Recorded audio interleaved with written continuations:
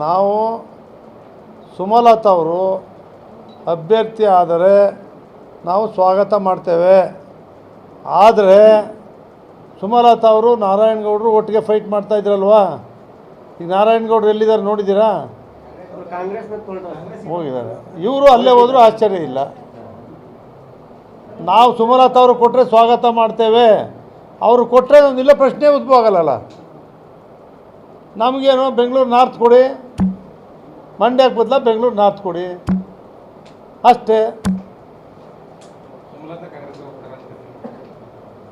ಈಗ ಇವರೇ ನಾವೀಗೇನು ಅನುಮಾನ ಬಂದಿದೆ ಅಂದರೆ ನಾರಾಯಣಗೌಡರು ಅವ್ರ ಜೊತೆಲಿದ್ದಾರೆ. ಈಗ ಅವ್ರು ಮಂಡ್ಯ ಜಿಲ್ಲೆ ಉಸ್ತುವಾರಿ ಸಚಿವರಾಗಿದ್ದರು, ನಾರಾಯಣಗೌಡರು ಮಂತ್ರಿ ಆಗಿದ್ದರು. ಸುಮಲತಾ ಅವರು ಎಲ್ಲ ನೆನ್ನೆವರೆಗೂ ನೋಡಿದರೆ ಫೈಟ್ ಮಾಡಿದರು.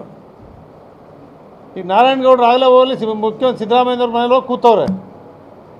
ಅದರ್ಥ ಇವರು ಹೋಗ್ಬೋದು ಅಂತ ನಮಗೆ.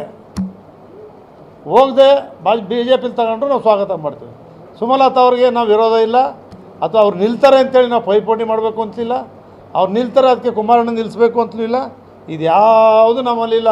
ಭಾರತೀಯ ಜನತಾ ಪಕ್ಷದ ಹೊಂದಾಣಿಕೆ ಆದಮೇಲೆ ಅವ್ರು ಯಾವುದು ತಗೊಳ್ತಾರೆ ಅದರಲ್ಲಿ ನಾವಿಲ್ಲ. ನಾವು ತಗೊಳ್ಳೋದ್ರಲ್ಲಿ ಅವ್ರ ಅಭ್ಯರ್ಥಿ ಇರೋದಿಲ್ಲ. ಮತದಾರರು ಎಲ್ಲರೂ ಕೂಡ ಒಟ್ಟಾಗಿ ಗೆಲ್ಲಿಸ್ತಕ್ಕಂಥ ತೀರ್ಮಾನ ಕೈಗೊಂಡಿದ್ದೀವಿ.